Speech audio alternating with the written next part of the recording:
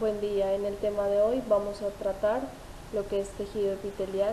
Antes definiremos lo que es tejido. Un tejido se define como un conjunto de células y sustancia intercelular en el que las células tienen características y funciones en común. Los diferentes órganos del cuerpo humano están compuestos por la combinación de 4 tejidos básicos, los cuales son tejido epitelial, tejido conectivo y tejido muscular. Bueno, vamos a nombrar algunas generalidades de la estructura y de las funciones epiteliales. El tejido epitelial tapiza la superficie corporal, reviste las cavidades corporales y forma glándulas.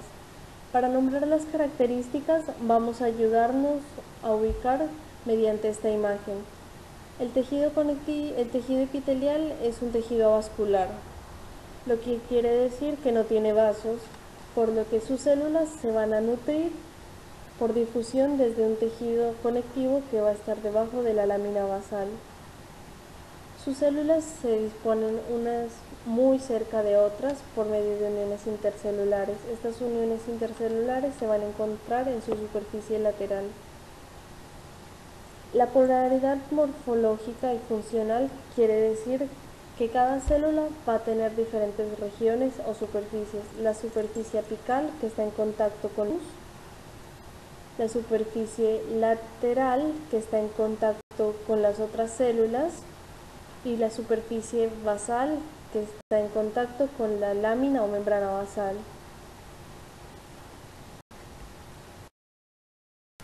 Polaridad celular.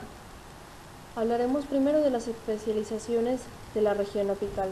Tenemos las microvellosidades, que son prolongaciones del citoplasma, son muy abundantes en las células absorbentes. La estructura de estas microvellosidades contiene una central de filamentos de actina, el cual adopta una estructura denominada banda paralela.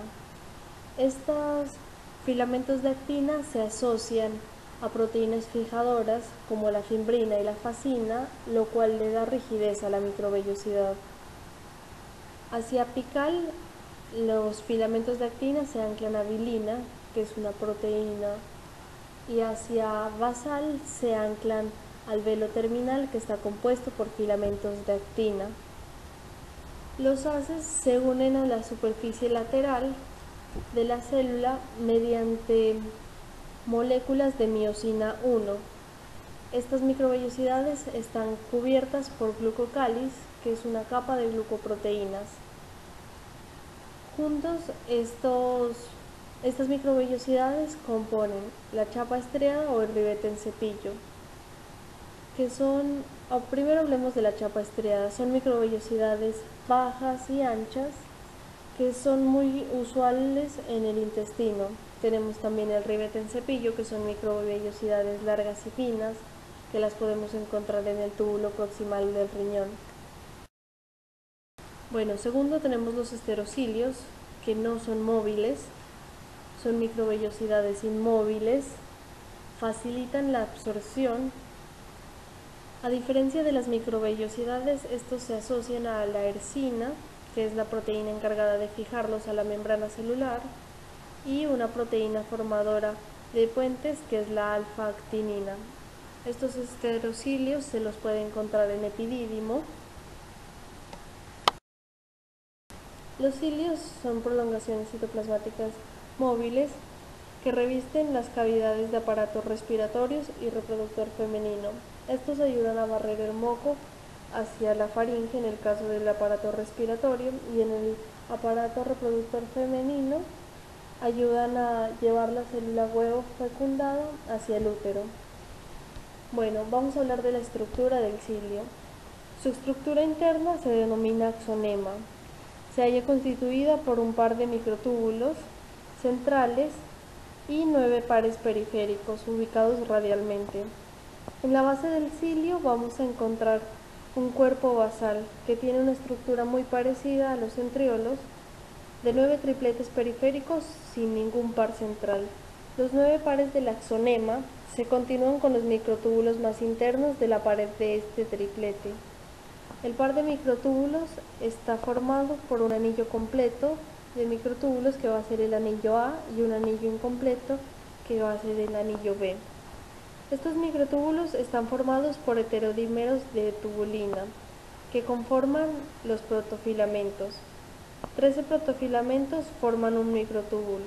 La subunidad A tiene 13 protofilamentos y la subunidad B solo tiene 10, por lo que comparte 3 con la subunidad A.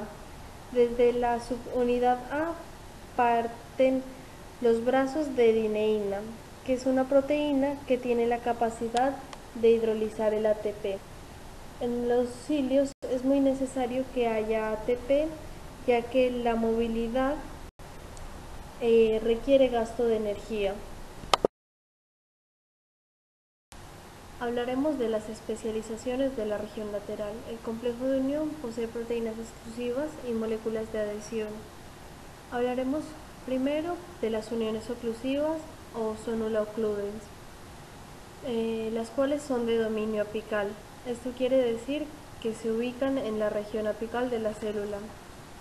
Son uniones muy estrechas que conforman la barrera primaria de la difusión intercelular. Poseen proteínas transmembrana como la ocludina, que mantiene la barrera, las claudinas, que forman canales acuosos para el paso de iones y moléculas pequeñas, y moléculas de adhesión. Estas uniones hacen que se formen dos vías de transporte, una vía transcelular y una vía paracelular. Como vemos en la imagen, la vía transcelular se da a través de la membrana plasmática, es un transporte activo y por canales, el cual tiene consumo de ATP. Y la vía paracelular se da a través de la sonula occludens mediante las claudinas que forman estos canales de los que hablamos anteriormente. Uniones adherentes. Bueno, estas uniones adherentes proveen adhesión lateral entre células epiteliales a través de proteínas que vinculan el citoesqueleto de las células contiguas. En la superficie celular lateral identificamos dos tipos de adhesiones célula-célula, que son la sonula adherens y el desmosoma o mácula adherens. Hablaremos de la sonula adherens, que interacciona con la red de filamentos de actina dentro de la célula, y el desmosoma interacciona con los filamentos intermedios. También podemos encontrar otros dos tipos, que son contactos focales y hemidesmosomas, que interaccionan célula, matriz extracelular. A estos los nombraremos cuando hablemos de la región basal, ya que se encuentran en esta zona. Hablaremos de las proteínas de adhesión o moléculas de adhesión, que son las CAM, las cuales cumplen unas funciones muy importantes en las uniones célula-célula y célula-matriz extracelular. Tenemos que si se unen dos tipos diferentes de CAM, tendríamos una unión heterotípica, y si se unen dos CAM del mismo tipo, una unión homotípica. Las CAM muestran una adhesividad selectiva, ya que permite unírseles o disociárseles. Hablaremos de algunos de los tipos de CAM, como son las caderinas, que son dependientes de calcio, primordialmente las encontramos en la sonula adherens, y las integrinas, que interaccionan con moléculas de la matriz extracelular y regulan la adhesión celular. La sonula adherens también está compuesta por moléculas de adhesión E-caderina. La integridad morfológica y funcional de la sonula adherens es calcio dependiente. El desmosoma es un tipo de unión célula-célula, se fija a la red de filamentos intermedios. El desmosoma posee una placa intracelular formada por diferentes proteínas conectoras, de las cuales la desmoplaquina es la más importante. A esta placa se fijan los filamentos intermedios de citoqueratina. La adhesión entre las dos células se efectúa por medio de las proteínas transmembranosas denominadas desmogleínas. Estas uniones tienen como función darle estabilidad mecánica a las células sometidas a tensiones. Estas son muy abundantes en los epitelios estratificados. Las uniones necro o uniones gap están formadas por 12 subunidades de proteínas pertenecientes a la familia de las conexinas. Estas unen el citoplasma de las células contiguas. Cada conexón, como podemos ver en la imagen, contiene 6 subunidades de conexina. El cambio conformacional, es decir, la apertura y el cierre de estos conexones, está dado por el calcio. Aparte de ser importantes en el tejido epitelial, también son muy importantes para el funcionamiento de las células musculares cardíacas y lisas, como también forman parte de la sinapsis eléctrica del sistema nervioso. Ahora hablaremos de la región basal, donde tenemos la membrana basal. Esta está compuesta por lámina lúcida, lámina basal y lámina densa o lámina reticular. La lámina basal es el sitio de adhesión estructural para las células que están encima y el tejido conectivo que está debajo. La lámina basal está compuesta por tejido conectivo tipo 4, proteoglucanos y glucoproteínas. Entre la lámina basal y la célula tenemos la lámina lúcida, que también tiene colágeno tipo 4 y laminina. Debajo de la lámina basal hay una capa de fibras reticulares, que es la lámina fibroreticular. Estas fibras reticulares son de colágeno tipo 3. La lámina reticular como tal pertenece al tejido conectivo subyacente. Algunas de las funciones de la lámina basal son la adhesión estructural, la compartimentalización, la filtración o movimiento de sustancias.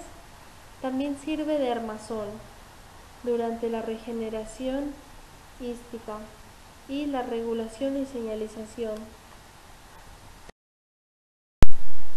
Bueno, nos faltaba terminar lo que era contactos focales y hemidesmosomas, que son uniones célula-matriz extracelular. Iniciaremos por los contactos focales, los cuales fijan los filamentos de actina a la membrana basal. Como mencionamos antes, los filamentos de actina interaccionan con proteínas fijadoras de actina, las cuales en este caso son la vinculina, la alfa-actina y la talina. Los contactos lo que van a hacer es crear un enlace dinámico entre el citoesqueleto de actina y las proteínas de la matriz extracelular. Desempeñan un papel muy importante en la percepción y la transmisión de señales desde el medio extracelular hacia el interior de la célula. Son capaces de detectar fuerzas contráctiles o cambios mecánicos en la matriz extracelular y convertirlos en señales bioquímicas, lo que se llama mecanosensibilidad. Los hemidesmosomas, a diferencia de los contactos focales, fijan los filamentos intermedios a la membrana basal. Estos aparecen en los epitelios que necesitan una adhesión muy estable y fuerte al tejido conectivo. Se encuentran en la región basal, por eso los hemos nombrado en esta parte del video. Funciones del tejido epitelial: protección, secreción, el transporte, la función receptora, ya que está ricamente inervado, y la absorción. Ahora pasaremos a subdividir el tejido epitelial en epitelio de revestimiento y el epitelio glandular. Así podremos entender un poco mejor las funciones de este epitelio. Clasificación del tejido epitelial. Describimos un tejido epitelial simple o estratificado. Simple cuando tiene un solo capa de espesor y estratificado cuando tiene 2 o más capas de espesor.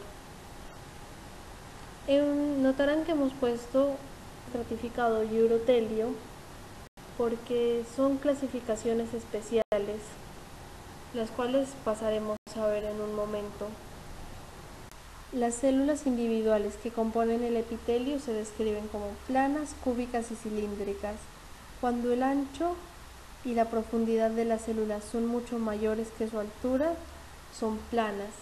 podemos ver que su núcleo es un núcleo alargado.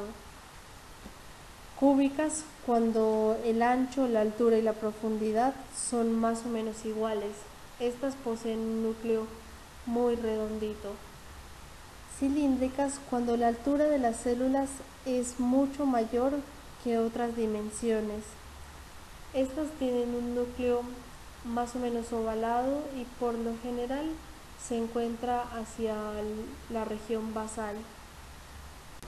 Ahora hablaremos del epitelio pseudoestratificado y urotelio. El epitelio pseudoestratificado parece estar estratificado porque algunas células no alcanzan la superficie libre, pero todas se apoyan sobre la membrana basal, por lo tanto lo clasificamos como un epitelio simple. El epitelio de transición o urotelio va desde las cálices menores del riñón hasta el segmento proximal de la uretra. Es un epitelio estratificado con características morfológicas especiales para la distensión. Este epitelio sus células tienen una forma globosa.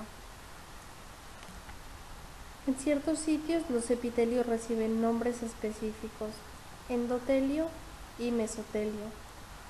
Estos son epitelios planos simples que tapizan los vasos y las cavidades corporales. Hablaremos un poco sobre las subclasificaciones de los epitelios. Nombraremos funciones y también daremos algunos ejemplos de dónde se encuentran para que vayan relacionando.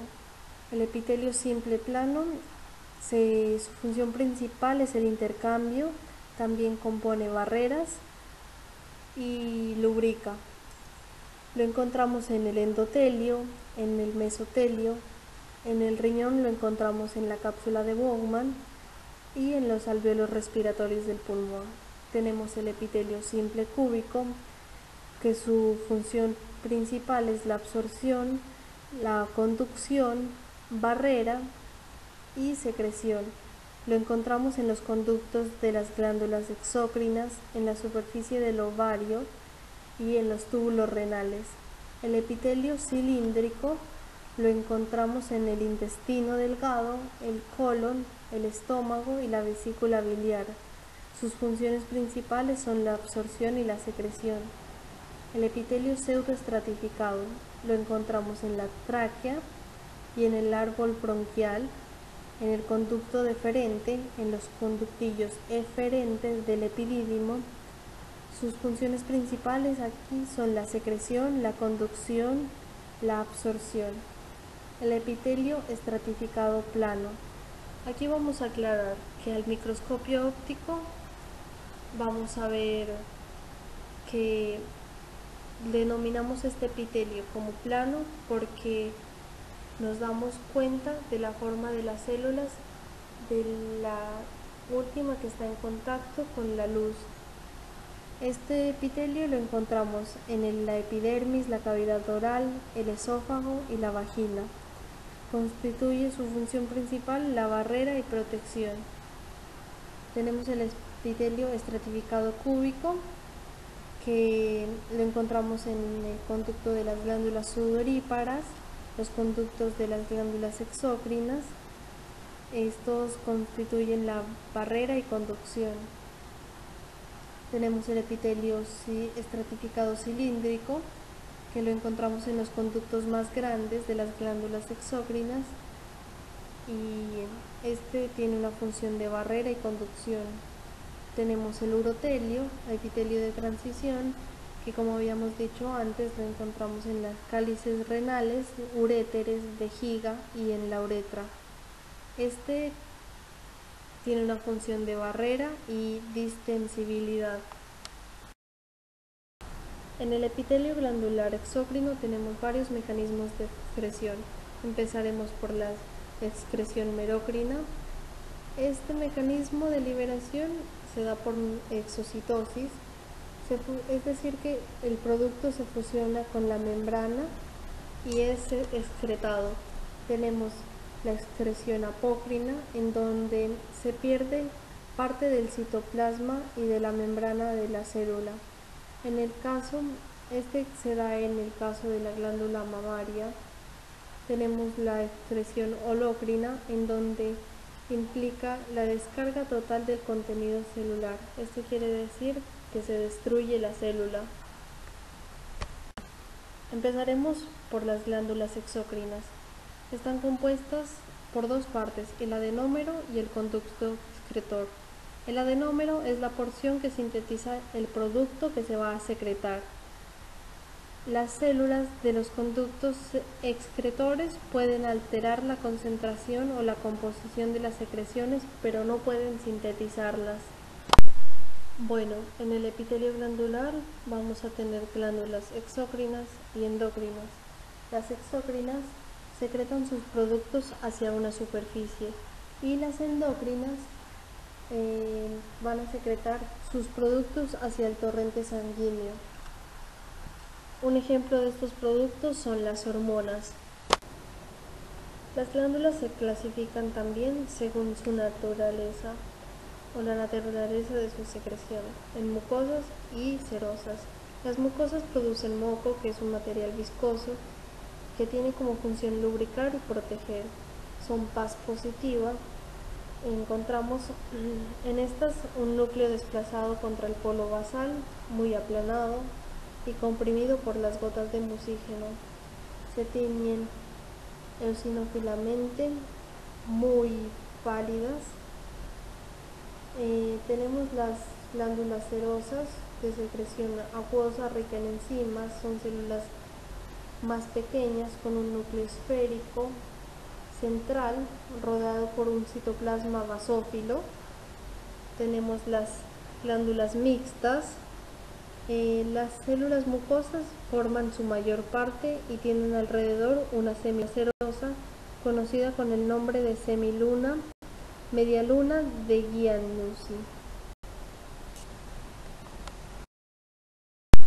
Las glándulas a su vez se clasifican en unicelulares o multicelulares. Como unicelulares tenemos las glándulas calciformes que secretan moco, son paz positivo, las encontramos mucho en el intestino, también en la parte de tráquea.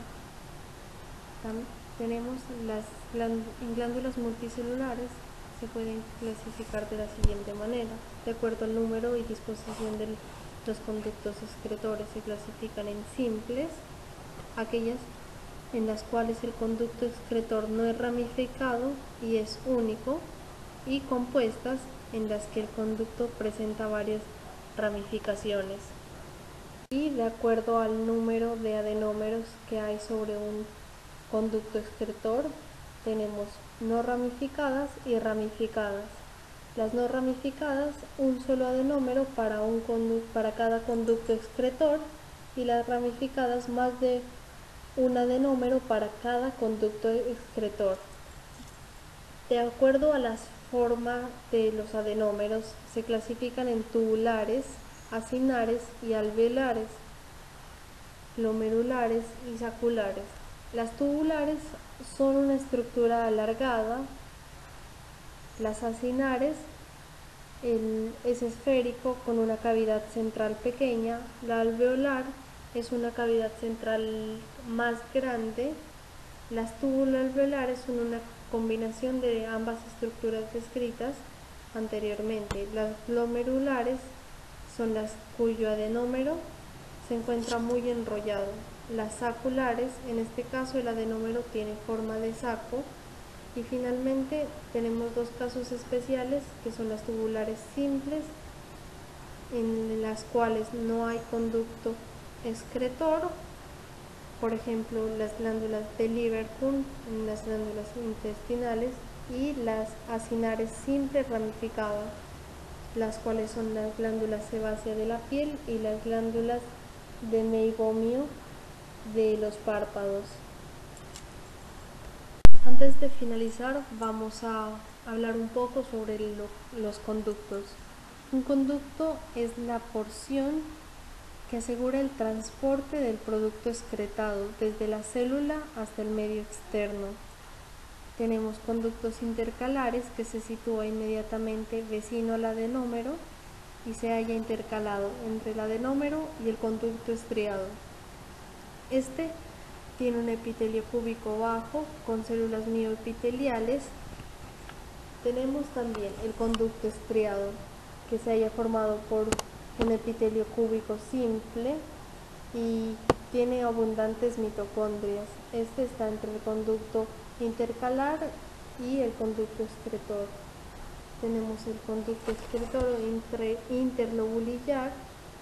Estos se encuentran en las glándulas divididas en los lóbulos de dimensiones considerables como el páncreas y la parótida. Los conductos interlobulillares discurren por el tejido conectivo que rodea los lobulillos de la glándula y recogen el contenido de los conductos intralobulillares, que son intercalar y el estriado. Su pared está formada por epitelio cilíndrico simple, que ocasionalmente puede ser pseudoestratificado. De ahí tenemos el conducto principal. Los conductos interlobulillares se anastomosan y forman un solo conducto de mayor calibre. El epitelio puede ser al comienzo cilíndrico o cúbico estratificado y luego se va reemplazando por un plano estratificado no queratinizado.